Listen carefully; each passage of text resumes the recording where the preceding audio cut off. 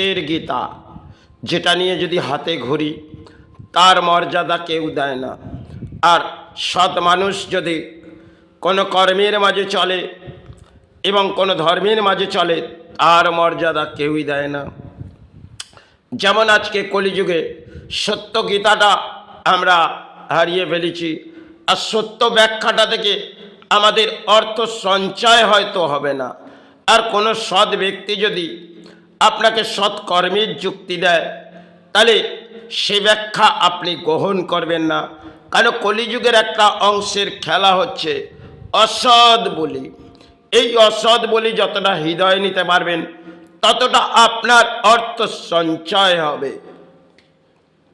কিন্তু যে অর্থটা আমাদের মনুষ্য জন্মে হয়তো প্রয়োজন, কিন্তু সেটা আবার সবাই প্রয়োজন, আবার সবাই যখন পারাপার হয়ে যাবে তাহলে এই অর্থটা আমাদের প্রয়োজন হয়তো ফুরিয়ে যাবে। কেন আমাদের মনুষ্য জন্মে একটা প্রাণী এ কায়ার যখন মুক্তি হয়ে যাবে তখনও আমরা এই দ্বার থেকে সেই দ্বার চলে যাব।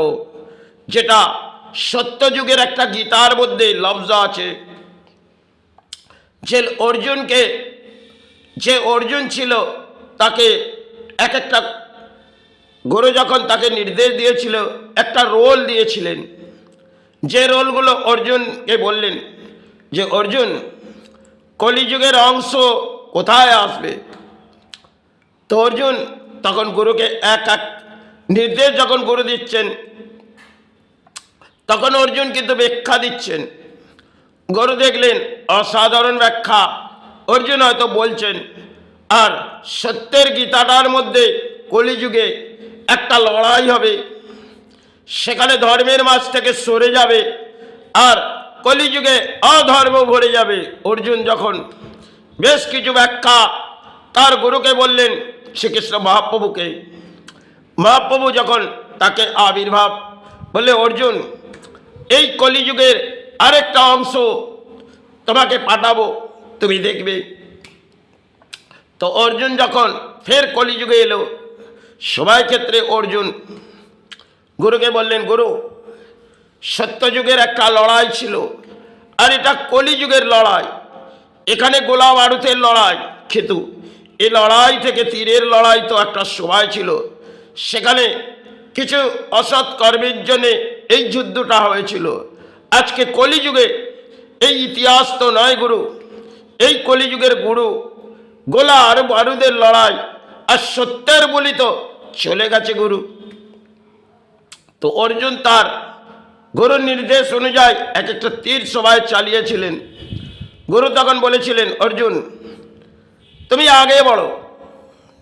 কেন অর্জুনকে এই বারংবার বলেছিলেন পেছন দিকে অর্জুন তাকাবে না, কারণ যখন তীরগুলো অর্জুন চালাচ্ছিল সে সময় অর্জুন রুকে যাচ্ছিলেন, কারণ অর্জুন কাকে মেটাচ্ছি অর্জুন এই চিন্তা করেছিলেন। এই তীরগুলো যে চালানোর পেছনে একটা ব্রহ্মাণ্ড শক্তি আমি গুরু সঞ্চয় দিচ্ছে, আমি চালাচ্ছি, কিন্তু এতে করে যাদের মেটাচ্ছি তারা তো নিজেরই আত্মীয় প্রতিবেশী। তখন গুরুকে একটি ব্যাখ্যা বললেন, গুরু এই তীরগুলোর পেছনে একটা লড়াই করাচ্ছ, কিন্তু এ লড়াই একটা সময় আমি করে যাচ্ছি, কিন্তু এবার কলিযুগের অংশের বেশ কিছু ব্যাখ্যা আমি আপনার কাছ থেকে জানব। তখন অর্জুনকে বহু কিছু ব্যাখ্যা মহাপ্রভু বলেছিলেন শ্রীকৃষ্ণ, সে অর্জুন কলিযুগ একটা এমন অংশের খেলা, সেখানে মানুষের মধ্যে মনুষ্যত্ব থাকবে না আর বোধ শক্তি হারিয়ে যাবে অর্জুন। তাদের হৃদয়ে খালি অর্থ, আর তারা ধর্মের কিছু বুঝবে না, অধর্ম ভরে আসবে। কারণ অর্জুন তিনি গুরু নির্দেশ অনুযায়ী তীরের লড়াই করেছিলেন আর তীরের লড়াই সফল দেখিয়েছিলেন। সবাই অর্জুন কুরুক্ষেত্র যুদ্ধ হয়েছিল, সেই কুরুক্ষেত্র যুদ্ধ একটা ব্রহ্মাণ্ডের লড়াই ছিল। সেখানে অর্জুন যে অংশের তীরগুলো চালিয়েছিল, কারণ অর্জুন জানতেন আমি কাকে মেটাচ্ছি, এরা কে, সবই তো দেখছি আমারই প্রতিবেশী। তখন তীরের লড়াইটা অর্জুন থমকে যাচ্ছিল। গুরু বললেন, অর্জুন, এই তীর তোমার হাতে একটা দান, আর ওদের হাতেও তীর দান আছে, মিটাও। এই লড়াই তোমার একটা বাড়ি, আর এই লড়াই থেকে তুমি সরে যেওনি। কারণ অর্জুন যখন তীরগুলো চালানোর পেছনে তিনি একটা সময় এসে যখন তীরগুলো চালাচ্ছিলেন, তাতে করে ভীষ্মের পেছনে ভীষ্মের তীর হৃদয়ে আঘাত করার জন্যে অর্জুন কিন্তু চায়নি।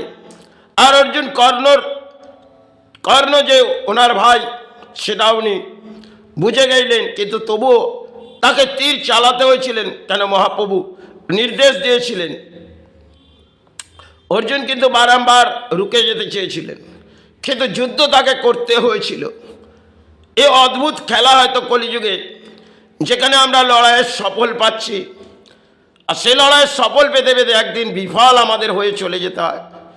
কখনো আমাদের এই শক্তিটা থাকে না, আমরা খালি অর্থ চিনি আর ভোগের মাঝে আশ্রয় খুঁজি।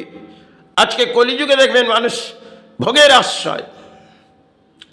এখন দেখবেন ভোগ ছাড়া আমাদের কাছে কিছু, অর্থ যতটা আসবে ততটা ভোগের মাঝে সাহারা নেব, নানা রকম ভোগ প্রদান করব। এই কলিযুগে সময় একটা ইতিহাস অর্জুন গড়েছিলেন, সেটা কুরুক্ষেত্র যুদ্ধের তীরগুলো তিনি চালাতে হয়েছিল, তাকে নির্দেশ দেওয়া হয়েছিল। তাই তীর চালানোর পরে যখন যুদ্ধ শেষ হয়েছিলেন, তখন অর্জুন বেশ কিছু ব্যাখ্যা গুরুর কাছ থেকে অংশের ভাগ জেনেছিলেন। সেটা সময়ের অঙ্কের খেলা ছিল। আজকে আমাদের আত্মবোধ চলে গেছে, আর মনুষ্যত্ববোধ বলে কিছু নেই। আছে অর্থ, আছে সঞ্চয়, আর আছে অধর্মের বলি। এই কলিযুগ, যেখানে বহু কিছু দেখবেন। এই কলিযুগে সৎকর্ম নিয়ে আপনি রাজ্যে যদি সৎকর্মে প্রবেশ করা যায়, তাহলে অসৎ কর্ম থেকে আপনাকে দণ্ড দেবে। কলির একটা অংশ, যেখানে কলি বলছে সে যদি তুমি সৎকর্ম নিয়ে আমার রাজ্যে প্রবেশ করো, তাহলে তোমাকে আমি দণ্ড দেবো। কারণ কলিতে যখন প্রবেশ করবেন সৎকর্ম নিয়ে, কলি কিন্তু দণ্ড দেবে, সেটা মেনে নিতে হবে। কলিযুগের অদ্ভুত ইতিহাস কিন্তু কলি রেখেছেন, সেটা আমরা জানি না। হয়তো কলিযুগ নিয়ে আমরা চিন্তা করি, কিন্তু কলিযুগের অদ্ভুত লড়াই আমাদের হৃদয়ে আছে। কেন? অধর্ম। যদি আপনি অধর্ম করেন, কলিযুগে আপনি সঞ্চয় উচ্চ স্তরে যাবেন এবং সমাজ আপনাকে মেনে নেবে। কলিযুগে দেখবেন বহু কিছু আপনি অসৎ বলি বলে উচ্চ স্তরে গেলেন, কিন্তু লড়াই করলেন অসৎ লড়াই। আর সত্যযুগের লড়াই ছিল একটা তীরের, আর তেতাতেও একটা লড়াই ছিলেন।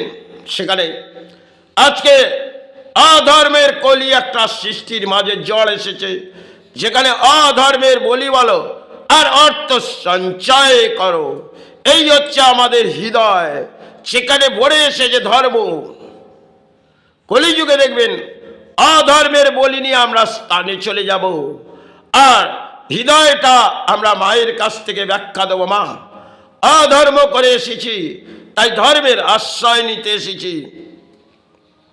এই দেখবেন কলিযুগের সমাজে চলছে যেমন একটা রাজনীতি আর একটা অধর্মের নীতি, এছাড়া আর কিছু নেই। এই কলিযুগে আর কিছুই নেই। আছে কলিযুগে কিছুই নেই, হয়তো আছে অর্থ, আছে সঞ্চয়। আবার এই সঞ্চয় থেকে বিলিং চলে যেতে হবে পারাপার।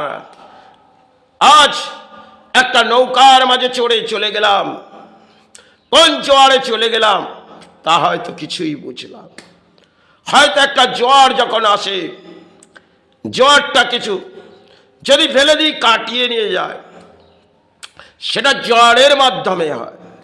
আর সেই জোয়ার যখন অতি ভয়ঙ্কর আকার আসে, তখন দেখবেন কোনো ক্ষয়ক্ষতি হয়ে যায়, কিন্তু আমরা তার কিনারা জানি না। আমরা খালি অর্থ চিনি, আর অট্টালিকা উঁচু ছাড়া আর কিছু চিনি না। আজকে সমাজে দেখবেন ময়লে ছয়লা অট্টালিকার মাঝে উঠব, কিন্তু লড়াইয়ের কাছে সফল এই লড়াই করতে করতে একদিন আমাদের চলে যেতে হবে সেই স্বর্গলাভ। সেটা এক একটা গুরু করে গেলেন। হৃদয়ের মাঝে তারা যদি বসে থাকে, তাহলে কলিযুগের সৎকর্ম নিয়ে হয়তো প্রবেশ করে দণ্ডটা মাথা পেতে নিচ্ছে। এই হচ্ছে কলিযুগের অদ্ভুত ইতিহাসটা হয়তো ব্যাখ্যা। জয় গুরু, জয়।